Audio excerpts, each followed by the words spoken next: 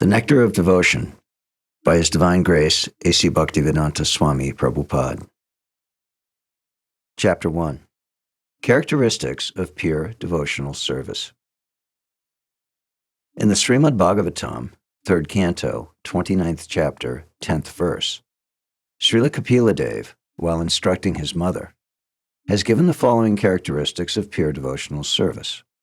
My dear mother, those who are my pure devotees, and who have no desire for material benefit or philosophical speculation, have their minds so much engaged in my service that they are never interested in asking me for anything, except to be engaged in that service. They do not even beg to live in my abode with me.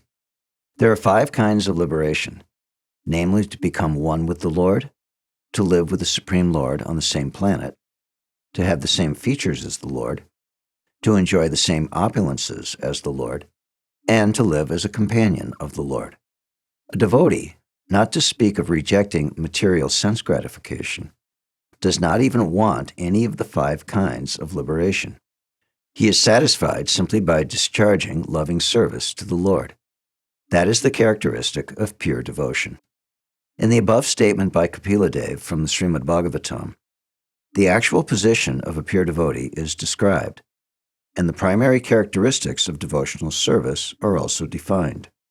Further characteristics of devotional service are described by Rupa Goswami with evidences from different scriptures. He states that there are 6 characteristics of pure devotional service, which are as follows. 1. Pure devotional service brings immediate relief from all kinds of material distress. 2. Pure devotional service is the beginning of all auspiciousness. 3. Pure devotional service automatically puts one in transcendental pleasure. 4. Pure devotional service is rarely achieved. 5. Those in pure devotional service deride even the conception of liberation. 6. Pure devotional service is the only means to attract Krishna. Krishna is all attractive, but pure devotional service attracts even him. This means that pure devotional service is even transcendentally stronger than Krishna himself, because it is Krishna's internal potency. In the Bhagavad-gita, the Lord says that one should surrender unto him, giving up all other engagements. The Lord also gives his word there that he will protect surrendered souls from the reactions of all sinful activities. Srila Rupa Goswami says that the distresses from sinful activities are due both to the sins themselves and to sins committed in our past lives. Generally, one commits sinful activities due to ignorance. But ignorance is no excuse for evading the reaction, sinful activities. Sinful activities are of 2 kinds, those which are mature and those which are not mature. The sinful activities for which we are suffering at the present moment are called mature. The many sinful activities stored within us for which we have not yet suffered are considered immature. For example, a man may have committed criminal acts but not yet been arrested for them. Now, as soon as he is detected, arrest is awaiting him. Similarly, for some of our sinful activities, we are awaiting distresses in the future, and for others, which are mature, we are suffering at the present moment. In this way, there is a chain of sinful activities and their concomitant distresses, and the conditioned soul is suffering life after life due to these sins. He is suffering in the present life the results of sinful activities from his past life, and he is meanwhile creating further sufferings for his future life. Mature sinful activities are exhibited if one is suffering from some chronic disease, if one is suffering from some legal implication, if one is born in a low and degraded family, or if one is uneducated or very ugly. There are many results of past sinful activities for which we are suffering at the present moment, and we may be suffering in the future due to our present sinful activities. But all of these reactions to sinful deeds can immediately be stopped if we take to Krishna consciousness. As evidence for this, Rupa Goswami quotes from the Srimad Bhagavatam, 11th Canto, 14th chapter, 18th verse. This verse is in connection with Lord Krishna's instruction to Uddhava, where he says, My dear Uddhava, devotional service unto me is just like a blazing fire, which can burn into ashes unlimited fuel supplied to it. The purport is that as the blazing fire can burn any amount of fuel to ashes, so devotional service to the Lord in Krishna consciousness can burn up all the fuel of sinful activities. For example, in the Gita, Arjuna thought that fighting was a sinful activity, but Krishna engaged him on the battlefield under his order, and so the fighting became devotional service. Therefore, Arjuna was not subjected to any sinful reaction. Srila Rupa Goswami quotes another verse from the 3rd canto of Srimad Bhagavatam, 33rd chapter, 6th verse, in which Devahuti addresses her son, Kapila and says, "My dear Lord, there are 9 different kinds of devotional service, beginning from hearing and chanting. Anyone who hears about your pastimes, who chants about your glories, who offers you obeisances, who thinks of you, and, in this way, executes any of the 9 kinds of devotional service, even if he is born in a family of dog-eaters, the lowest grade of mankind, becomes immediately qualified to perform sacrifices." As such, for anyone who is actually engaged in devotional service in full Krishna consciousness, how is it possible that he has not become purified? It is not possible. One who is engaged in Krishna consciousness and devotional service has, without doubt, become freed from all contaminations of material sinful activities. Devotional service, therefore, has the power to actually nullify all kinds of reactions to sinful deeds. A devotee is nevertheless always alert not to commit any sinful activities. This is his specific qualification as a devotee. Thus, the Srimad Bhagavatam states that by performing devotional service, a person who was born, even in a family of dog-eaters, may become eligible to take part in the performance of the ritualistic ceremonies recommended in the Vedas. It is implicit in this statement that a person born into a family of dog-eaters is generally not fit for performing yajna, or sacrifice. The priestly caste in charge of performing these ritualistic ceremonies, recommended in the Vedas, is called the Brahmin order.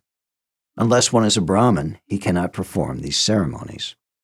A person is born in a Brahmin family or in a family of dog-eaters due to his past activities.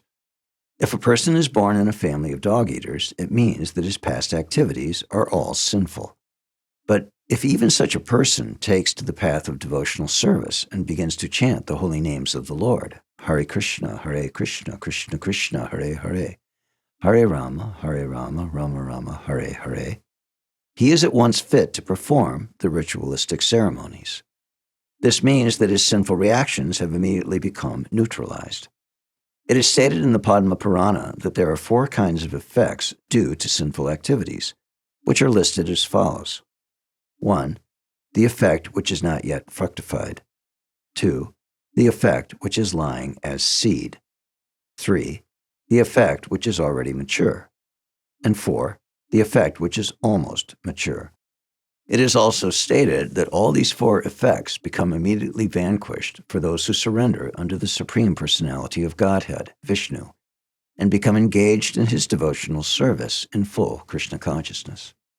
Those effects described as almost mature refer to the distress from which one is suffering at present, and the effects lying as seed means that in the core of the heart there is a certain stock of sinful desires which are like seeds. The Sanskrit word kutum means that they are almost ready to produce the seed, or the effect of the seed. An immature effect refers to the case where the seedling has not begun. From this statement of Padma Purana, it is understood that material contamination is very subtle. Its beginning, its fruition and results, and how one suffers such results in the form of distress are part of a great chain. When one catches some disease, it is often very difficult to ascertain the cause of the disease, where it originated, and how it is maturing. The suffering of a disease, however, does not appear all of a sudden. It actually takes time. And as in the medical field, for precaution's sake, the doctor injects a vaccination to prevent the growing of contamination. The practical injection to stop all the fructifications of the seeds of our sinful activities is simply engagement in Krishna consciousness. In this connection, Shukadeva Goswami speaks in the 6th canto of Srimad Bhagavatam, 2nd chapter, 17th verse, about the story of Ajamil, who began life as a fine and dutiful Brahmin, but in his young manhood became wholly corrupted by a prostitute. At the end of his wicked life, just by calling the name of Narayan or Krishna, he was saved despite so much sin. Shukadev points out that austerity, charity, and the performance of ritualistic ceremonies for counteracting sinful activities are recommended processes, but that by performing them, one cannot remove the sinful desire seed from the heart, as was the case with Ajamil in his youth. This sinful desire seed can be removed only by achieving Krishna consciousness. And this can be accomplished very easily by chanting the Maha Mantra or Hare Krishna mantra as recommended by Sri Chaitanya Mahaprabhu.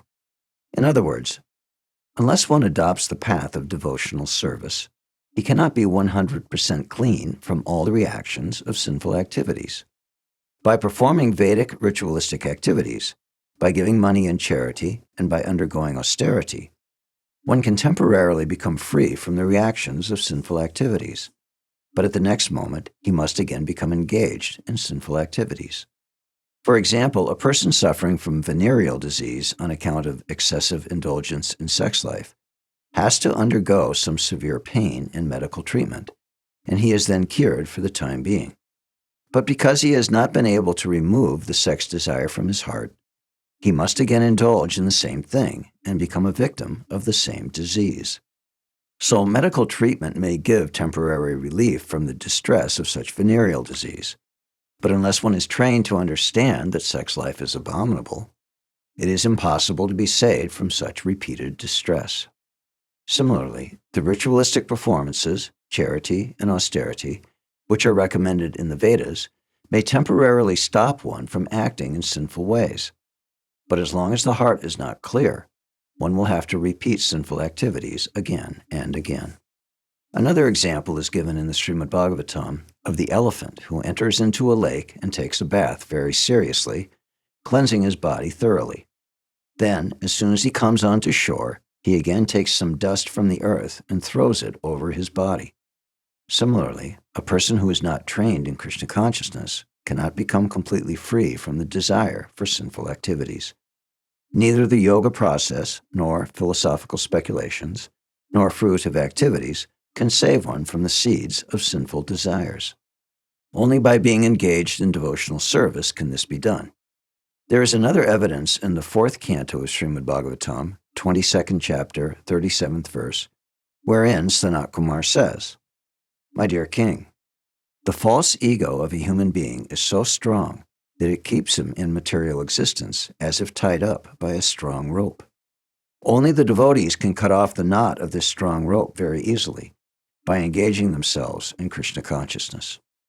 Others who are not in Krishna consciousness, but are trying to become great mystics or great ritual performers, cannot advance like the devotees.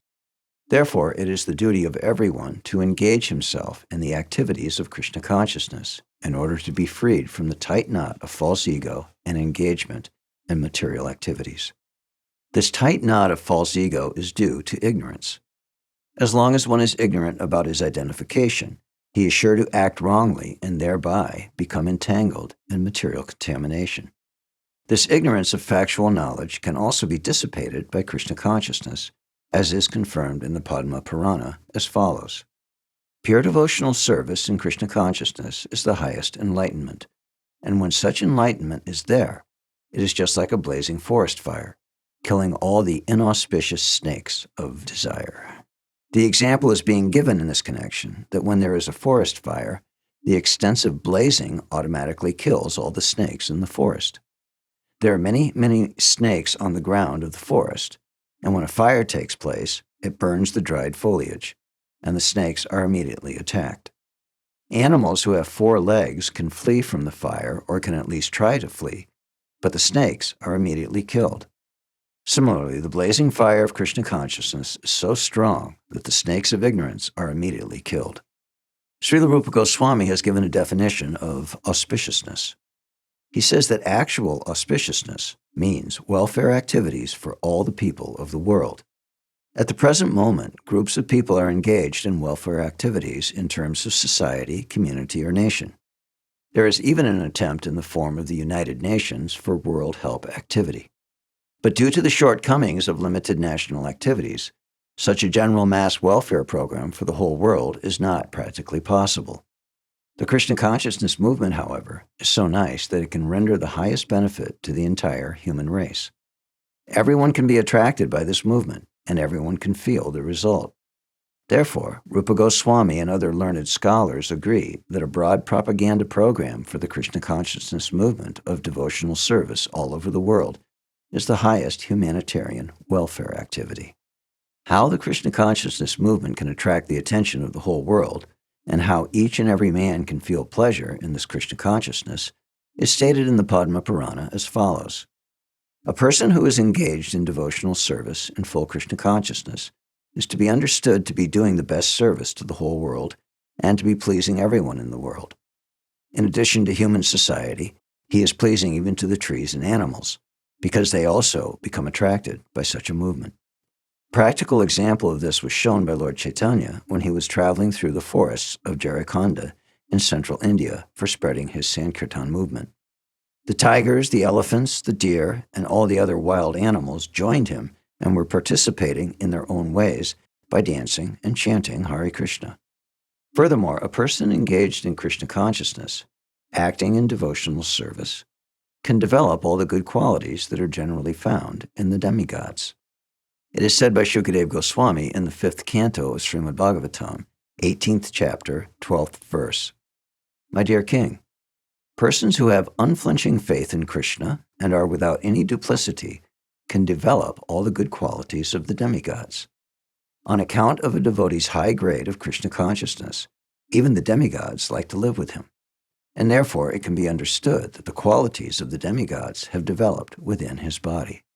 On the other hand, a person who is not in Krishna consciousness has no good qualities. He may be highly educated from the academic point of view, but in the actual field of his activities, he can be seen to be baser than the animals.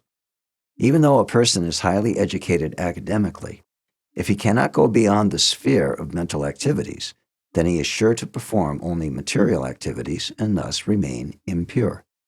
There are so many persons in the modern world who have been highly educated in the materialistic universities, but it is seen that they cannot take up the movement of Krishna consciousness and develop the high qualities of the demigods.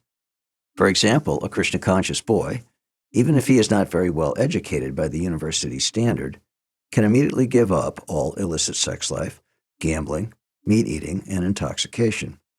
Whereas those who are not in Krishna consciousness, although very highly educated, are often drunkards, meat eaters, sex mongers, and gamblers. These are practical proofs of how a Krishna conscious person becomes highly developed in good qualities, whereas a person who is not in Krishna consciousness cannot do so. We experience that even a young boy in Krishna consciousness is unattached to cinemas, nightclubs, naked dance shows, restaurants, liquor shops, etc. He becomes completely freed. He saves his valuable time from being extravagantly spent in the way of smoking, drinking, attending the theater, and dancing. One who is not in Krishna consciousness usually cannot sit silently, even for half an hour. The yoga system teaches that if you become silent, you will realize that you are God.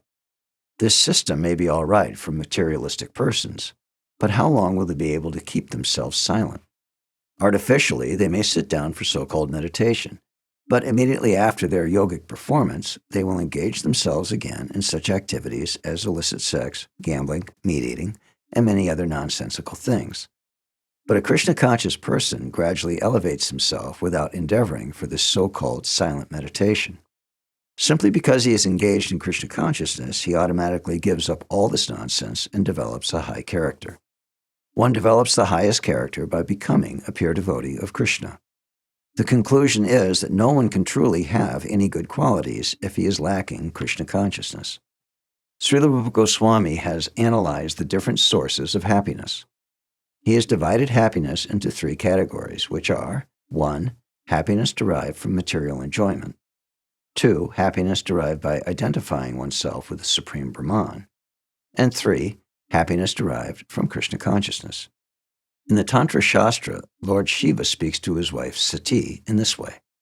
My dear wife, A person who has surrendered himself at the lotus feet of Govinda, and who has thus developed pure Krishna consciousness, can be very easily awarded all the perfections desired by the impersonalists. And beyond this, he can enjoy the happiness achieved by the pure devotees. Happiness derived from pure devotional service is the highest because it is eternal. But the happiness derived from material perfection or understanding oneself to be Brahman is inferior because it is temporary. There is no preventing one's falling down from material happiness, and there is even every chance of falling down from the spiritual happiness derived out of identifying oneself with the impersonal Brahman. It has been seen that great Mayavadi or impersonalist sannyasis, very highly educated and almost realized souls, may sometimes take to political activities or to social welfare activities. The reason is that they actually do not derive any ultimate transcendental happiness in the impersonal understanding, and therefore must come down to the material platform and take to such mundane affairs.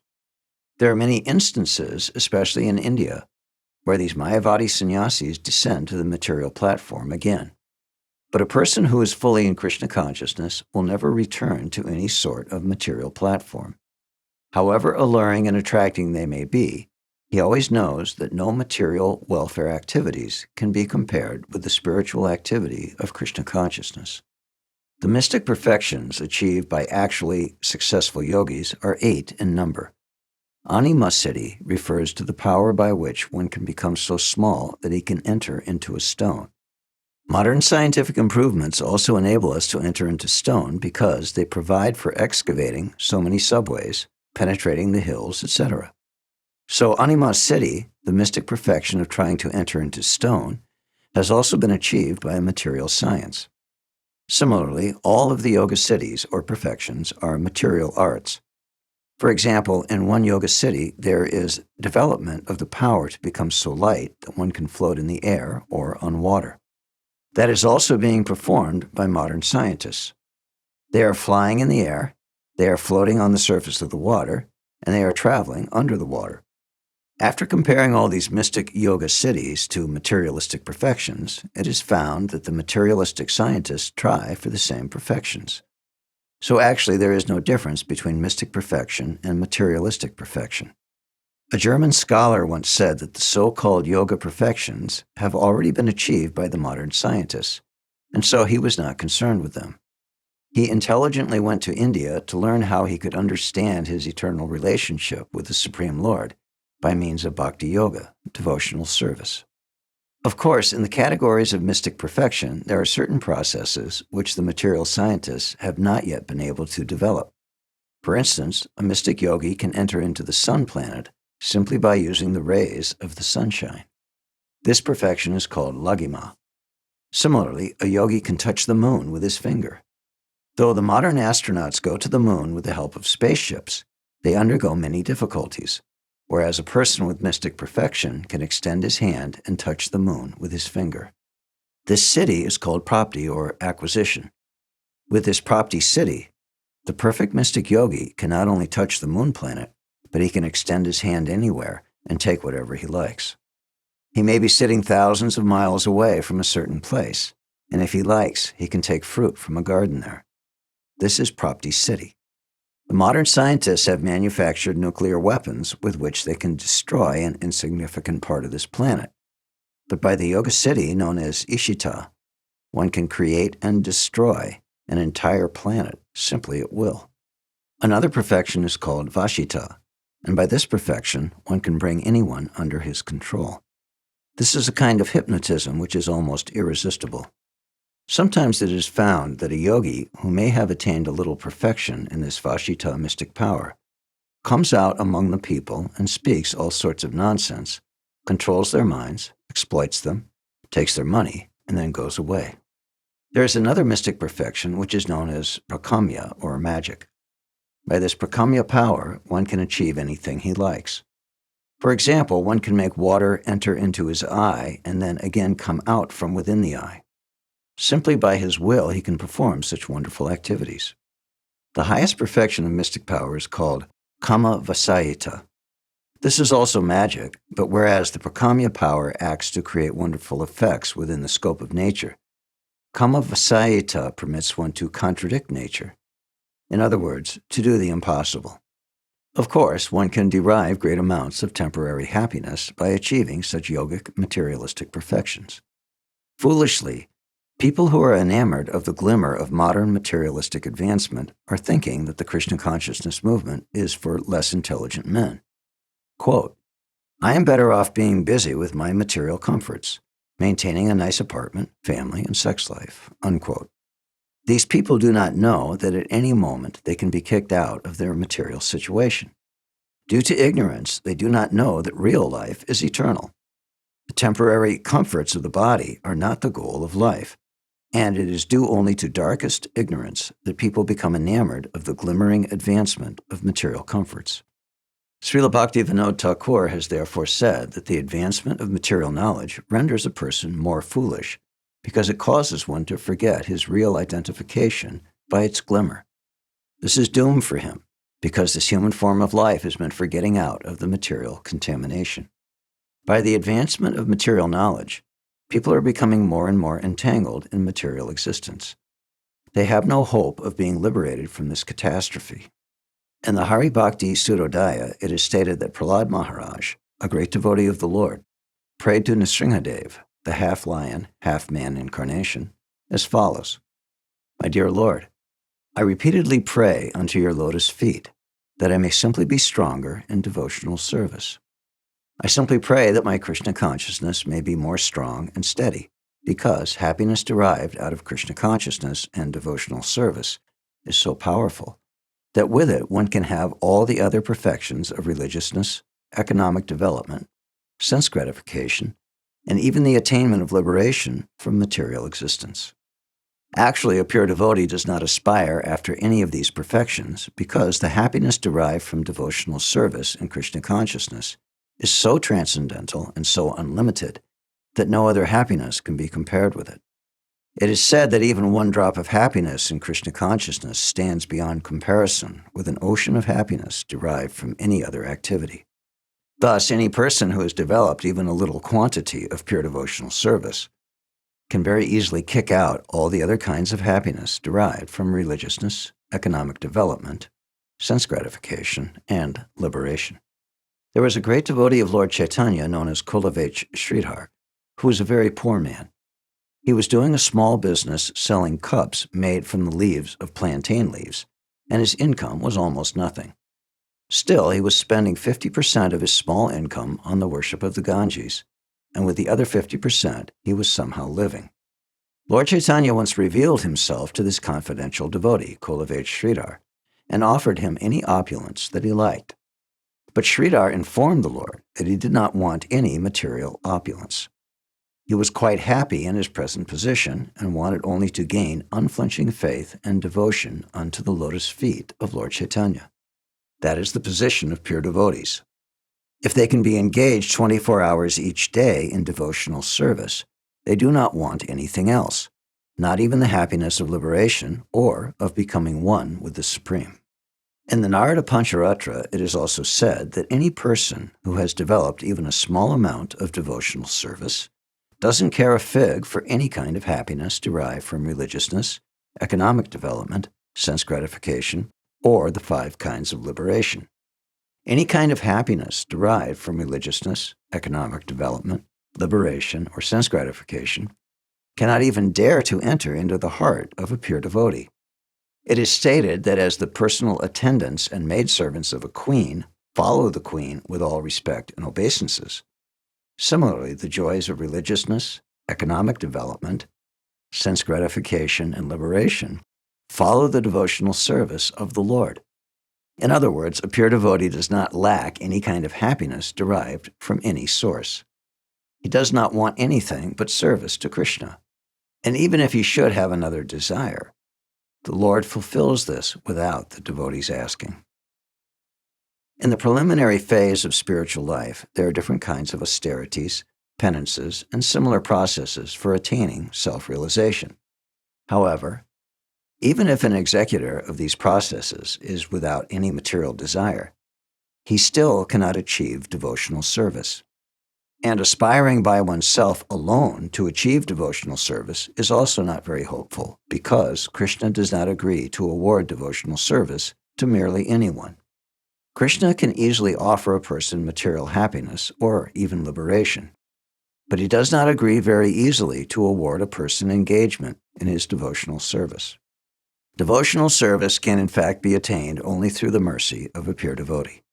In the Chaitanya Charitamrita, Madhya Lila, chapter 19, verse 151, it is said, "By the mercy of the spiritual master, who is a pure devotee, and by the mercy of Krishna, one can achieve the platform of devotional service. There is no other way." The rarity of devotional service is also confirmed in the Tantra Shastra, where Lord Shiva says to Sati, "My dear Sati, if one is a very fine philosopher, analyzing the different processes of knowledge, he can achieve liberation from the material entanglement. By performance of the ritualistic sacrifices recommended in the Vedas, one can be elevated to the platform of pious activities, and thereby enjoy the material comforts of life to the fullest extent. But all such endeavors can hardly offer anyone devotional service to the Lord, not even if one tries for it by such processes for many, many thousands of births."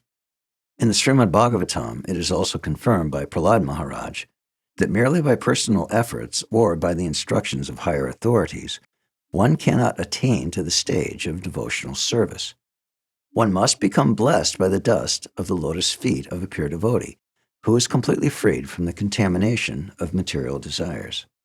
In the 5th canto of Srimad Bhagavatam, 6th chapter, 18th verse, Narada also says to Yudhisthira, "My dear king, it is Lord Krishna, known as Mukunda, who is the eternal protector of the Pandavas and the Yadus. He is also your spiritual master and instructor in every respect. He is the only worshipable God for you. He is very dear and affectionate, and he is the director of all your activities, both individual and familial. And what's more, he sometimes carries out your orders as if he were your messenger. My dear king, how very fortunate you are, because for others all these favors given to you by the Supreme Lord would not even be dreamt of." The purport to this verse is that the Lord easily offers liberation, but he rarely agrees to offer a soul devotional service, because by devotional service the Lord himself becomes purchased by the devotee. Srila Rupa Goswami says that if Brahmananda, or the happiness of becoming one with the Supreme, is multiplied by 1 trillion-fold, still it cannot be compared with an atomic fraction of the happiness derived from the ocean of devotional service. In the Hari Bhakti Sudodaya, Prahlad Maharaj, while satisfying Lord Nrsingadev by his prayers, says, "My dear Lord of the universe, I am feeling transcendental pleasure in your presence and have become merged in the ocean of happiness.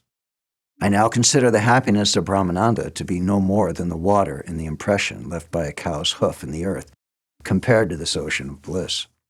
Similarly, it is confirmed in the Bhavarta Dipaka, Sridhar Swami's commentary on the Srimad Bhagavatam.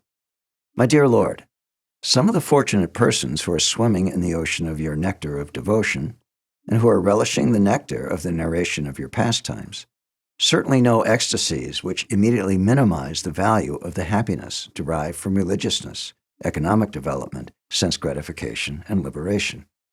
Such a transcendental devotee regards any kind of happiness other than devotional service as no better than straw in the street." Srila Rupa Goswami has stated that devotional service attracts even Krishna. Krishna attracts everyone, but devotional service attracts Krishna. The symbol of devotional service in the highest degree is Radharani. Krishna is called Madan Mohan, which means that he is so attractive that he can defeat the attraction of thousands of cupids. But Radharani is still more attractive, for she can even attract Krishna. Therefore, devotees call her Madan Mohan Mohani, the attractor of Cupid.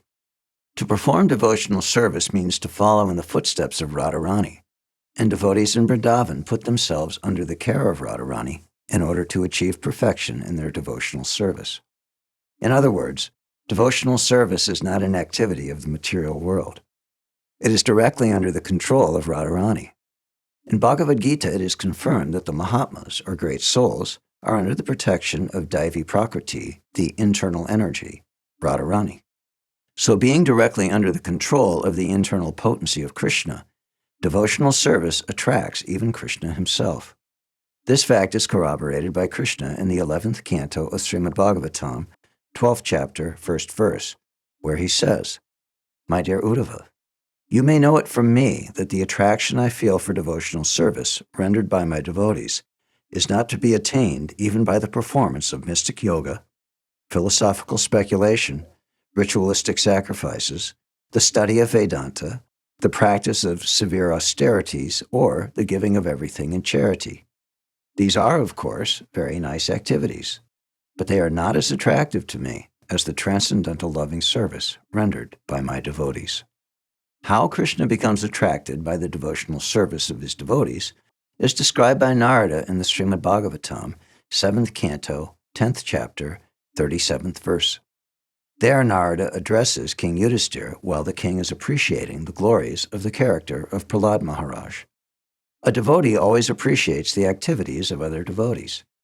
Yudhisthira Maharaj was appreciating the qualities of Prahlad, and that is one symptom of a pure devotee. A pure devotee never thinks himself as great.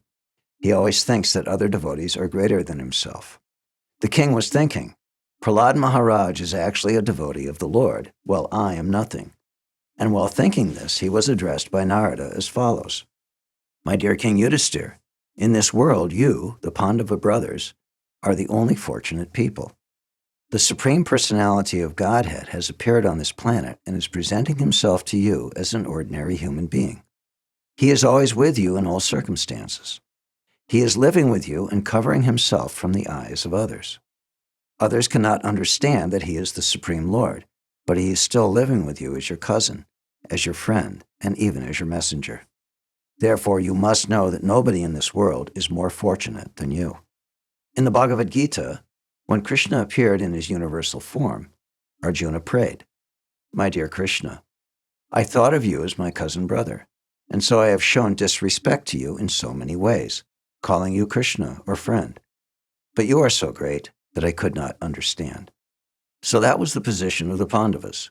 Although Krishna is the Supreme Personality of Godhead, the greatest among all greats, still he remained with those royal brothers, being attracted by their devotion, by their friendship, and by their love.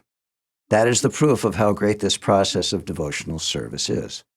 It can attract even the Supreme Personality of Godhead.